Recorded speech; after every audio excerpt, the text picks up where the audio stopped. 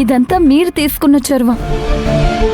మీరు మోటివేట్ చేయకపోతే మనం ఈ కంపెనీ తీసుకునే వాళ్ళమే కాదు. క్రెడిట్ అంతా మీదే మేడం. లేదు రామ్ కుమార్ గారు, అన్ని పనులని భుజాన వేసుకొని చేసి మీరు కంపెనీ పనులు ఫినిష్ చేశారు. నేనా కంపెనీ గురించి అనుమానం వ్యక్తం చేసినప్పుడు మీరు నన్ను మోటివేట్ చేసి కంపెనీ టేక్ ఓవర్ చేసుకునేలాగా చేశారు. ఒక రకంగా ఇది మీ డ్రీమ్ కంపెనీ. ఈరోజు మీరు అనుకున్న దాన్ని చేసి చూపించారు. నేను మీటింగ్ అవగానే ఆఫీస్కొచ్చి కలుస్తాను. షూర్ మేడం, మీరొచ్చి కేక్ కట్ చేయాలి. షూర్ షూర్, తప్పకుండా. Thank you madam.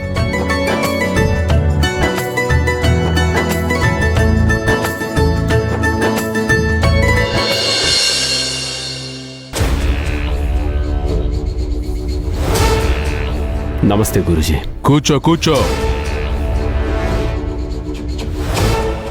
ఏంటిది అది?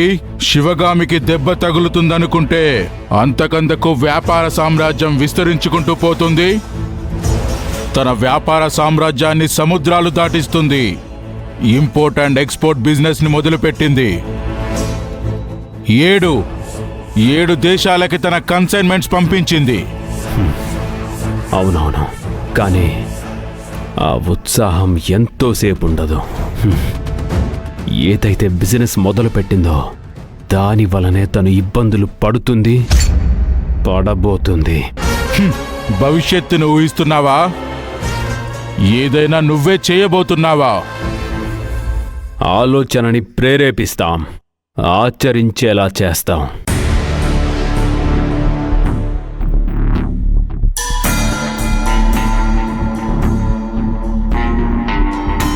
హలో రావణ్, చెప్పాది.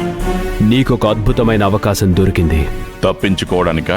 కాదు, ఇరికించడానికి. ఎవర్ని? ఆ శివగామిని. ఎలా? తను ఇంపోర్ట్ అండ్ ఎక్స్పోర్ట్ బిజినెస్ మొదలుపెట్టింది కదా.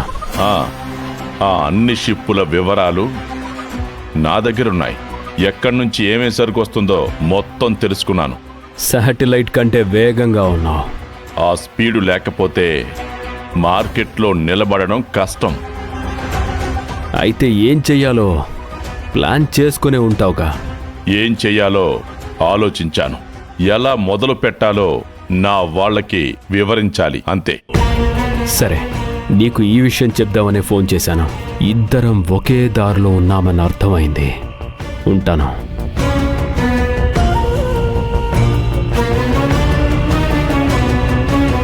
మీ ప్రియ శిష్యుడు చాలా వేగంగా ఉన్నాడు. ఈ పరుగు రిలే రేస్ లాంటిది. ఒకరికొకరు కలిసి పరిగెడితేనే గెలుపు దొరుకుతుంది. మీరిద్దరు కలిసి నడిస్తేనే పని సులువవుతుంది. గురూజీ, నా సంగతి పక్కన పెట్టండి.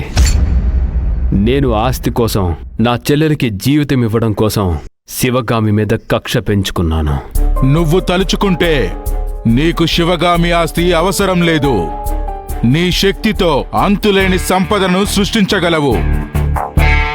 అయినా శివగామి మీద పగతో నువ్వు శివగామి అంతం కోరుకుంటున్నావు. అవును గురూజీ, నన్ను పిచ్చివాణ్ణి చేసి ఆడించింది.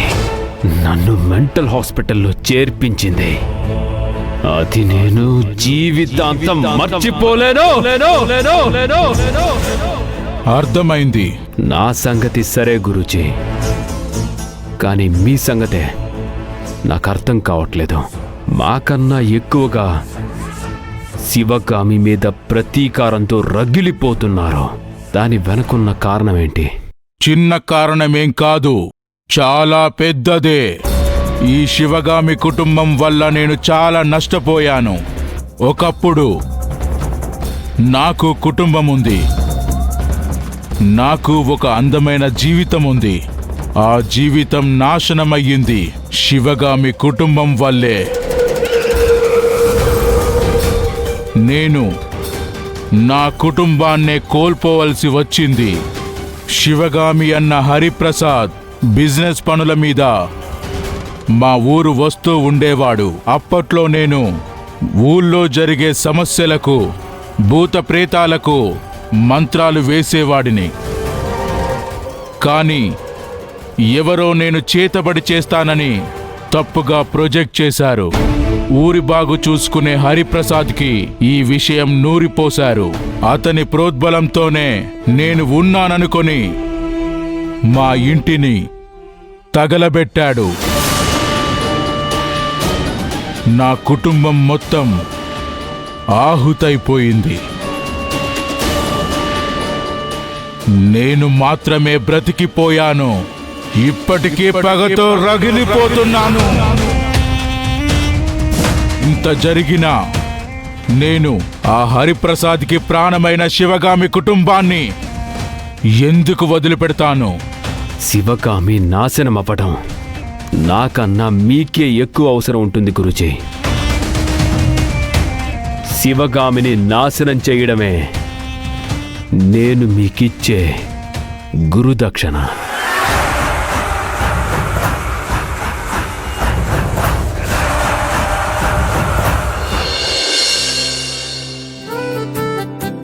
నా ఫోన్ ఎక్కడ పోయింది? శివగామి, నా మొబైల్ ఏమైనా ఉందా అక్కడ?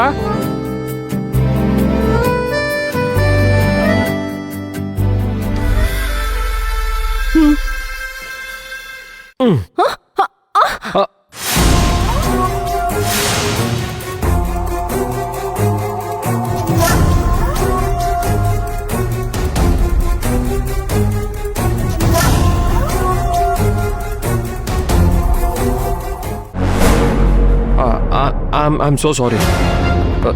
శివగామి అనుకున్నాను. I'm really sorry. ఏంటి అర్జున్ గారు ఇది? శివగామి లేదు, మీరు మొబైల్ అంటే నేనొచ్చి మొబైల్ ఇస్తే ఇలా చేస్తారా? ఇది కరెక్ట్ కాదు. అయ్యో, నేను కావాలని చేసింది కాదు. నాకు అర్థమవుతుంది, ఇది పొరపాటు కాదు. నేను వెళ్ళి ఈ విషయం శివగామికి చెప్తాను. ఫ్రెండ్ అని ఇంట్లో ఉంటే ఫ్రెండ్ భర్త నన్ను టీస్ చేస్తున్నాడని చెప్తాను. అయ్యో వద్దు, శివగామికి చెప్పకండి. తను చాలా హర్ట్ అవుతుంది. మిమ్మల్ని నేను శివగామి అనుకున్నాను. మీరు జెంటిల్మెన్ అనుకున్నాను, కానీ కాదని అర్థమైంది. అయ్యో, మీరు నన్ను తప్పుగా అర్థం చేసుకుంటున్నారండి. మరి చెయ్యేందుకు లాగారు? ఈ ఇంట్లో సేఫ్టీ లేదని నాకు అర్థమవుతుంది. ప్లీజ్ శివగామితో ఈ విషయం షేర్ చేయకండి ప్లీజ్. లేదు, నేను చెప్తాను. ప్లీజ్. నేను శివగామికి కాల్ చేస్తాను. ఎందుకు? నా మాటను అర్థం చేసుకోండి. మీరు నేను మాట్లాడుకోవడానికి ఏముందండి? మీరు చెప్పాల్సింది నాకు చెప్పారు, నేను చెప్పాల్సింది శివగామికి చెప్తాను.